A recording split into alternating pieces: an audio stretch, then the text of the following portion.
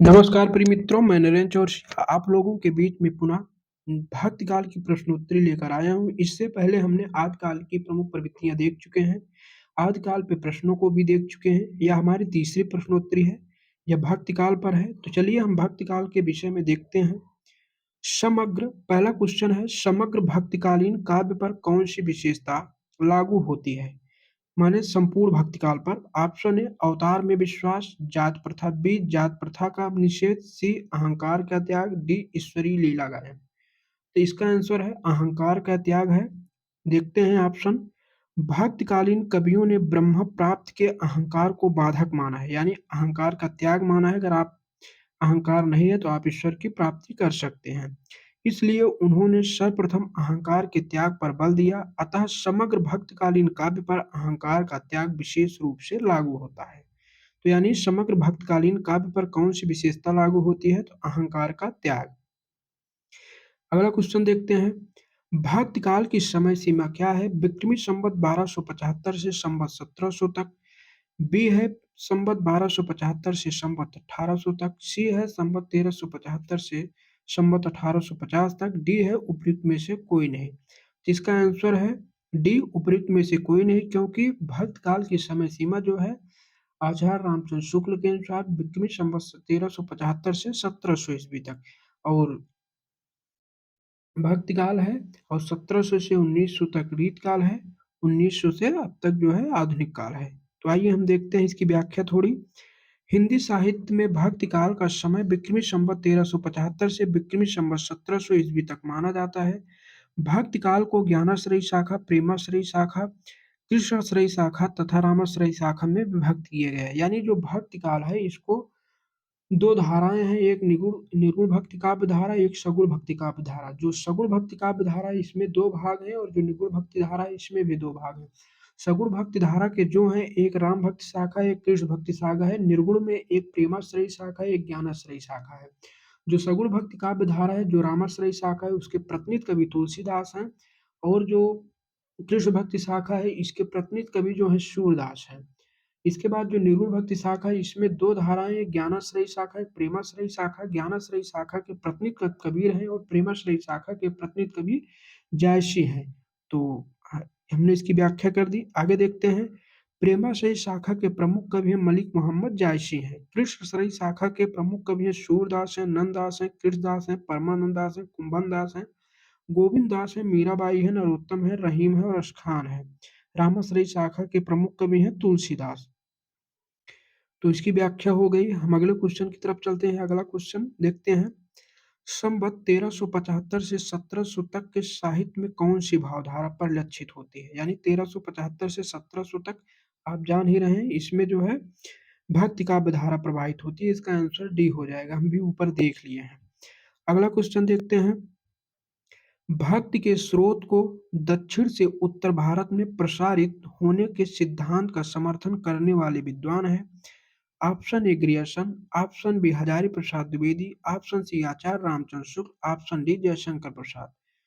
तो इसका आंसर है आचार्य रामचंद्र शुक्ल जो है भक्ति का उद्भव जो दक्षिण भारत से उत्तर भारत की ओर प्रसारित मानते हैं। तो इसका आंसर जो है सी सही है। तो आइए इसमें व्याख्या देख लेते हैं थोड़ी। आचार्य रामचंद्र शुक्ल के अनुसार भक्ति का जो स्रोत दक्षिण की ओर से धीरे धीरे उत्तर भारत की ओर पहले से ही आ रहा था, उसे राजनीतिक परिवर्तन के कारण शून्य पड़ते हुए जनता के हृदय क्षेत्र में फैलने के लिए पूरा स्थान मिला। शुक्ल जी की स्थापना का खंडन करते हुए द्विवेदी जी का एक कथन सही है कि नैतिक, सांस्कृतिक जिजीविषा और आध्यात्मिक संपन्नता का उद्घोष करने वाला भक्ति साहित्य हतपद पराजित जात की संपत्ति नहीं है।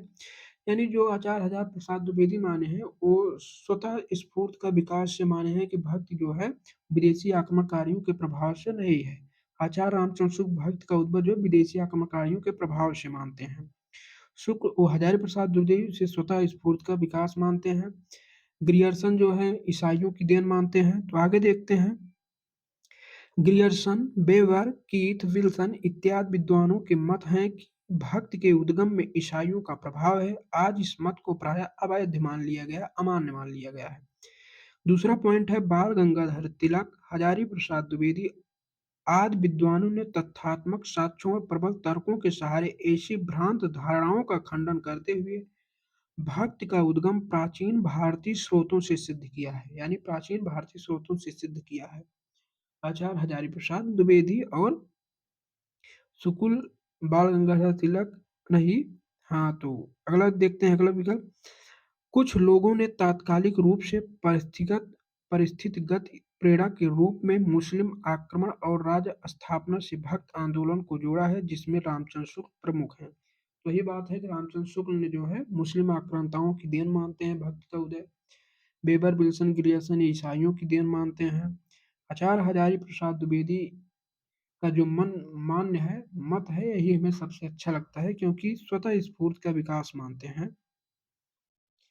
हम आगे चलते हैं। हिंदी का भक्ति काल बाहरी आक्रमण की प्रतिक्रिया है, यह कथन किसका है? हम ऊपर देख ही चुके हैं, आचार्य रामचंद्र शुक्ल का है। इसका आंसर सी है। आइए हम व्याख्या देखते हैं इसकी। ग्रियर्सन, शुक्ल और हजारी प्रसाद द्विवेदी के भक्त की व्याख्या तीन भिन्न रूप में, यानी ग्रियर्सन उसकी भक्त का उदय का दूसरी व्याख्या करते हैं, शुक्ल दूसरी करते हैं और हजारी प्रसाद दूसरी करते हैं। तो ग्रियर्सन के लिए वह एक बाह्य प्रभाव है, रामचंद्र शुक्ल के लिए बाहरी आक्रमण की प्रतिक्रिया, यानी ग्रियर्सन के लिए बाह्य प्रभाव का मतलब ये ईसाइयों की देन मानते हैं। बेबर विल्सन ग्रियर्सन सब ईसाइयों की देन मानते हैं। और शुक्ल कह रहे हैं कि बाहरी आक्रमण की प्रतिक्रिया, यानी उस समय मुगल साम्राज्य हावी था, तो और जो हमारा धर्म खतरे में था, तो इसलिए जो है बाह्य आक्रमणकारियों को मानते हैं यह। हजारी प्रसाद द्विवेदी उसे महज भारतीय परंपरा का अपना स्वतः स्फूर्त विकास मानते हैं। एक क्रमशः विदेशी, देशी और लोक पक्ष को महत्व देने की अलग अलग परिस्थितियां हैं। तो एक कुछ अगला क्वेश्चन है, रामानुजाचार्य के किस दर्शन का प्रतिपादन किया है? यानी रामानुजाचार्य ने किस दर्शन का प्रतिपादन किया है? अद्वैतवाद, शुद्धाद्वैतवाद, विशिष्टाद्वैतवाद, द्वैतवाद। इसका ऑप्शन सी है विशिष्टाद्वैतवाद। तो आइए हम एक एक सिद्धांत को देखते हैं। अद्वैतवाद, अद्वैतवाद का जो प्रस्थापना किसने की थी स्थापना, तो इसको हम देखते हैं अद्वैतवाद का। अद्वैतवाद की स्थापना जो है शंकराचार्य ने किया था। इसको स्मार्त संप्रदाय, जो शंकराचार्य ने जो दिया था, स्मार्त संप्रदाय में सिद्धांत दिया था अद्वैतवाद का। तो जो शंकराचार्य का समय है 8वीं शताब्दी है। अद्वैतवाद है ब्रह्म सत्य, अद्वैत का मतलब अद्वैत जो अलग ना हो, यानी ब्रह्म सत्य जगत मिथ्या, ब्रह्म और जीव कोई भेद नहीं है। ब्रह्म और जीव में कोई भेद नहीं, दोनों अद्वैत हैं। अद्वैतवाद के प्रतिपादक आचार्य जो है शंकराचार्य हैं। अशुद्धाद्वैतवाद, शुद्धाद्वैतवाद आप जान ही रहे हैं। शुद्धाद्वैतवाद वल्लभाचार्य हैं, सिद्धांत वल्लभाचार्य है शुद्धाद्वैतवाद। इसके बाद द्वैतवाद, द्वैतवाद जो है मध्वाचार्य हैं, मध्वाचार्य हैं द्वैतवाद के, ब्रह्म संप्रदाय में सिद्धांत आता है। इसके उपासक जो हैं द्वैतवाद के विष्णु और लक्ष्मी भी हैं। तो आगे भी है एक द्वैतवाद जिसके निम्बार्क संप्रदाय हैं। द्वैतवाद जो है निम्बकाचार्य हैं। तो इस तरीके से जो हमारे 5 सिद्धांत हैं उसका हो गया। एक अद्वैतवाद है, शुद्धाद्वैतवाद है, विशिष्टाद्वैतवाद है, द्वैतवाद है और द्वैतवाद एक है, द्वैतवाद है, जिसके द्वैतवाद को भेदवाद भी कहते हैं, जिसके प्रतिपादक जो है निम्बकाचार्य हैं। तो चलिए हम देखते हैं आगे। विशिष्टाद्वैतवाद संप्रदाय के प्रवर्तक रामानुजाचार्य हैं। इनका मत है कि ईश्वर ब्रह्म स्वतंत्र है, परंतु जीव भी सत्य है, मिथ्या नहीं। ये जीव ईश्वर के साथ संबंध है, उनका यह संबंध भी अज्ञान के कारण नहीं वास्तविक है। मोक्ष होने पर ही जीव की स्वतंत्र सत्ता रहती है। भौतिक जगत और जीव अलग अलग रूप से सत्य हैं, परंतु ईश्वर की सत्यता इनकी सत्यता से विलक्षण है। ब्रह्म पूर्ण है, जगत जड़ है, जीव और अज्ञान दुख से घिरा है। ये तीनों मिलकर एकाकार हो जाते हैं, क्योंकि जगत और जीव ब्रह्मा के शरीर हैं और ब्रह्म इनकी आत्मा तथा नियंता है। ब्रह्मा से पृथक इनका अस्तित्व नहीं है, ये ब्रह्मा की सेवा के लिए ही हैं। अगले क्वेश्चन की तरफ चलते हैं। विशिष्टाद्वैतवाद के प्रतिपादक कौन है? ऑप्शन ए रामानंद हैं, बी रामानुजाचार्य हैं, सी मध्वाचार्य हैं, डी निम्बकाचार्य हैं। तो विशिष्टाद्वैतवाद के प्रवर्तक जो हैं रामानुजाचार्य हैं। निम्बकाचार्य ने जो है भेदाभेदवाद या जो है द्वैताद्वैतवाद का प्रतिपादन किया है। रामानंद जो हैं वो तो भक्ति को लाए हैं। मध्वाचार्य जो हैं इन्होंने मध्वाचार्य ने जो है द्वैतवाद की स्थापना जो है मध्वाचार्य ने की। रामानंद ने भक्ति का प्रचार प्रसार उत्तरी भारत में किया है। तो आइए हम इसकी व्याख्या तो नहीं दिया है। अलवार भक्तों की संख्या कितनी मानी जाती है? Option A 9, option B 20, option C 12, option D 15। तो अलवार भक्तों की संख्या जो है 12 मानी जाती है। 12 है। अलवार जो है तमिल भाषा का शब्द है। यानी अलवार वैष्णव की उपासना करना, यानी भगवान विष्णु के उपासक हैं अलवार। तमिल भाषा का शब्द है। नयनार भी है। नयनार जो है वो भी तमिल भाषा का शब्द है। वो भगवान शिव के उपासक हैं, भगवान शिव के उपासक हैं। नयनारों की संख्या अलग अलग मिलती है, कहीं 67 मिलती है। तो अभी देखते हैं इसकी व्याख्या हम। वैष्णव भक्त के विकास में राम भक्ति सर्वप्रथम दक्षिण के अलवार संतों की वाणी के माध्यम से प्रस्फुटित हुई है और तदुपरांत उत्तरी भारत में उसका विकास हुआ। ये अलवार संख्या में 12 थे। इनमें से षटकोप होना चाहिए, यहाँ कटकोप लिखा है। तथा नन्न अलवार राम की पादुका के अवतार माने जाते हैं। सर्वप्रथम इनकी रचना तुरीयामोली में अनन्य राम भक्त का वर्णन मिलता है। इनकी अन्य 3 प्रसिद्ध रचनाएं हैं, तिरुविरुतम, तिरुवर्ग सीरेयम तथा पेरिये तिरुवंदनादि। इनकी प्रमुख 3 रचनाएं हैं। अगला जो है तमिल भाषा के शब्द हैं। अन्य महत्वपूर्ण तथ्य देखते हैं इनके। सातवें अलवार केरल सातवें अलवार जो है केरल के चेरवंशी राजा कुलशेखर भी अनन्य राम भक्त थे। यानी कुलशेखर पेरुमाल तिरुभोवी में इनके राम भक्ति विषयक सरस गीत संकलित हैं। श्री संप्रदाय के प्रथम आचार्य रंगनाथ मुनि 824 और 924, यानी 100 वर्ष का इनका समय है। अलवार संतों के लोकप्रिय पदों को प्रबंधनम शीर्षक से 4 भागों में संकलित किया है। नाथ मुनि के परवर्ती श्री संप्रदाय के पुंडरीकाक्ष, राम मिश्र, यमुनाचार्य आदि आचार्यों ने भी अपनी वाणी के द्वारा राम भक्त को अधिकाधिक प्रल्युत किया है। अगला पॉइंट है आचार्य रामानुज शेष अथवा लक्ष्मण के अवतार माने जाते हैं। अगला पॉइंट है भक्त संप्रदाय की भक्त परंपरा में मध्वाचार्य का महत्वपूर्ण स्थान है। तो हमने बता दिया अलवार और नयनार। आगे भी है व्याख्या इसकी। उत्तरी भारत में राम भक्त का प्रवर्तन आचार्य रामानुजा की परंपरा में राघवानंद द्वारा प्रारंभ हुआ और उनके शिष्य रामानंद ने उसे युगानुकूल भावभूमि प्रदान की। आचार्य रामानंद ने ही सर्वप्रथम संकुचित रूढ़ियों में आबद्ध और बाह्य आक्रमणों से संत्रस्त सामायिक हिंदू समाज को राम भक्ति का अभेद कवच प्रदान किया।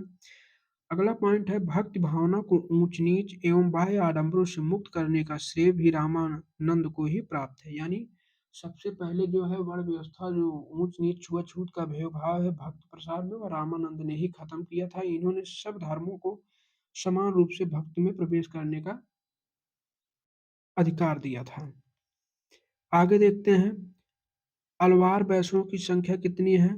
9 है, 10 है, 11 है, 12 है। वही क्वेश्चन रिपीटेड है, 12 है। रामानंद की शिष्य परंपरा में आते हैं option A Rangacharya, option B Nath Muni, option C Ramanujacharya, option D Pundarikaksha. तो रामानुजाचार्य की शिष्य परंपरा में आते हैं, रामानंद की शिष्य परंपरा में रामानुजाचार्य। इसका आंसर सी हो जाएगा। अगला क्वेश्चन है निम्नलिखित में से कौन रामानंद की शिष्य परंपरा में नहीं है। Option A Kabir, option B Narhar Das, option C Maluk Das, option D Raidas. तो इसका ऑप्शन है सी मलूक दास। तो इसे माना जाता है कि रामानंद के कुल 12 शिष्य हैं, धन्ना, पीपा, कबीर, रैदास। तो आगे दिया गया है आदि गुरु स्वामी रामानंद के 12 प्रमुख शिष्य हैं जो द्वादश महाभागवत के नाम से जाने जाते हैं। उनमें है अनंतानंद, सुखानंद, योगानंद, सुरसुरानंद, ग्वालानंद, नरिहरनंद, भावानंद, कबीरदास, पीपा, रैदास, धन्ना, जाट, सेन भक्त। यानी कुल 12 हैं। मलूक दास जी का जन्म जो है इलाहाबाद के कड़ा ग्राम में हुआ था। ये स्वामी रामानंद के शिष्य में से नहीं है। इन्होंने ज्ञान बोध रतन खान भक्त विवेद आदि ग्रंथों की रचना की है। इनकी काव्य रचनाएं ध्रुव चरित हैं, यानी जो मलुकदास की सबसे फेमस रचना ज्ञान बोध ये बहुत पूछी जाती है। अगले क्वेश्चन की तरफ चलते हैं। निम्नलिखित में से कौन स्वामी रामानंद का शिष्य नहीं है? तो आपको स्वामी रामानंद का शिष्य बताना है, कौन सा नहीं है। अनंतानंद, सुखानंद, नरहयानंद, रैदास। तो स्वामी रामानंद का शिष्य नहीं है, तो नरहरयानंद नहीं है। नरिहरनंद हैं, लेकिन नरहरयानंद ये नहीं, ये नरहरयानंद जो है तुलसीदास के गुरु भी हैं। तो ऑप्शन सी नहीं है। देख लीजिए इसमें जो है नरि नरहरिनंद है। नरहरयानंद जो है ये तुलसीदास के जो है गुरु हैं। तुलसीदास के दो गुरु हैं, एक आचार्य शेष सनातन जो शिक्षा गुरु हैं, नरहरयानंद उनके दीक्षा गुरु हैं, जो उन्होंने उनकी दीक्षा दी थी। तो इसका आंसर सी हो गया 11 का। फिर से देख लेते हैं, निम्न में से कौन स्वामी रामानंद के शिष्य परंपरा में नहीं है? अनंतानंद बिल्कुल है, सुखानंद है, नरहरियानंद नहीं है, रैदास है। अगर नरहरियानंद नरहरिनंद होता तो सही हो जाता ऑप्शन। अगले क्वेश्चन की तरफ चलते हैं। भक्ति काल को हिंदी काव्य का स्वर्ण युग सर्वप्रथम किसने कहा? यानी भक्ति काल को स्वर्ण युग सर्वप्रथम किसने कहा? Option A Grierson, B Mishravansh, C Acharya Ramchandra Shukla, D Hazari Prasad Dwivedi. तो इसका ऑप्शन है ग्रियर्सन। भक्ति काल को जो है स्वर्ण युग कहा, और भक्ति काल को जो है स्वर्ण काल किसने कहा? श्याम सुंदर दास ने भक्ति काल को स्वर्ण काल कहा था, ग्रियर्सन ने स्वर्ण युग कहा है। तो इसका आंसर जो है ए सही है। अगले क्वेश्चन की तरफ चलते हैं। हिंदी के किस काल को स्वर्णयुग कहा जाता है? छायावाद को, रीत काल को, भक्ति काल को, आदि काल को? तो भक्ति काल को कहा जाता है। खड़ी बोली का स्वर्ण काल किसे कहा जाता है? तो छायावाद को कहा जाता है, मुंशी प्रेमचंद जी ने कहा है। खड़ी बोली का स्वर्ण काल छायावाद को कहा जाता है, मुंशी प्रेमचंद ने कहा है। भक्ति काल का स्वर्णयुग तो आप जान रहे हैं, ग्रियर्सन ने कहा। इसका ऑप्शन सी सही हो जाएगा। तो इसकी हम व्याख्या देख लेते हैं। इसकी व्याख्या है हिंदी इसकी व्याख्या है, हिंदी साहित्य में भक्ति काल को स्वर्णयुग माना जाता है। इस युग में ऐसे महान कवियों का जन्म हुआ जिन्होंने हिंदी साहित्य को एक गौरवशाली स्वरूप प्रदान किया। यद्यपि ये कवि भक्त थे, किंतु उस भक्ति काव्य में जीवनदायिनी शक्ति के साथ साथ काव्यात्मकता और सौंदर्य की भी महत्वपूर्ण रचना है। इस काल में कबीर, तुलसी, सूर, नानक, जायसी, नंददास, मीरा आदि अनेक महान विभूतियों का प्रादुर्भाव हुआ।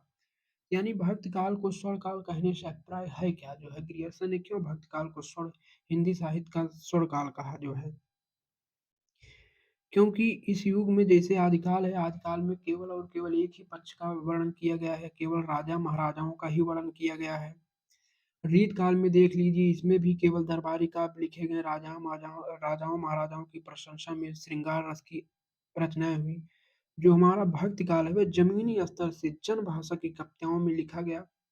इसलिए हम हिंदी साहित्य का स्वर्ण काल जो है भक्ति काल को मानते हैं। आगे देखते हैं अगला क्वेश्चन। भक्ति काल का नाम पूर्व मध्यकाल किस आचार्य ने दिया? Option A doctor Nagendra, option B Ram Kumar Verma, option C Nandulari Vajpeyi, option D Hazari Prasad Dwivedi. तो आपको बताना है भक्ति काल का नाम पूर्व मध्यकाल किसने दिया? तो ऑप्शन ए डॉक्टर नगेंद्र। तो आइए हम व्याख्या देख लेते हैं। डॉक्टर नगेंद्र द्वारा संपादित इतिहास में काल विभाजन क्रम इस प्रकार है: आदिकाल, मध्यकाल, पूर्व मध्यकाल अथवा भक्तिकाल, उत्तर मध्यकाल अथवा रीतकाल। आधुनिक काल को चार पांच भागों में किया है, चार भागों में: पुनर्जागरण काल अथवा भारतीय युग, जागरण सुधार काल अथवा द्विवेदी युग, छायावाद युग, छायावादोत्तर युग, इन्होंने कहा है। तो अगला क्वेश्चन है, नाभादासकृत भक्तमाल की भाषा है? Option A Awadhi, option B Braj, option C Hindi Khadi Boli, option D Maithili भाषा। तो नाभादास की जो भक्तमाल है यह ब्रज भाषा में है। नाभादास में इसकी थोड़ा हम जान लेते हैं, चर्चा कर देते हैं। नाभादास जो है इसमें 200 भक्त कवियों का उल्लेख जो है 316 छप्पन छंदों में किया गया है। ब्रज भाषा में है, बिकमी संवत 1642 ईस्वी की रचना है। तो चलिए, यही इतना नाभादास के विषय में जानना भी है। इसमें जो है भक्तमाल में नाभादास को एक मोस्ट बात है, तुलसीदास को सबसे बड़ा जो है कवि माना गया है। तुलसीदास जी को बहुत बढ़ा चढ़ाकर व्याख्या किए गया है भक्तमाल में जो है नाभादास की। तो देख लेते हैं इसका जो उल्लेख भी थोड़ा है। नाभादासकृत भक्तमाल की भाषा ब्रज भाषा है। इनका प्रसिद्ध ग्रंथ भक्तमाल संवत 1642 के बाद लिखा गया और संवत 1679 में प्रियादास जी ने उसकी टीका लिखी। भक्तमाल की टीका किसने लिखी? प्रियादास ने लिखी। ब्रज भाषा पर इनका अच्छा अधिकार था और पद रचना में अच्छी निपुणता थी। नाभादास ने ब्रज भाषा में अष्टयाम की रचना श्रृंगार भक्ति अथवा रसिक भावना को लेकर की।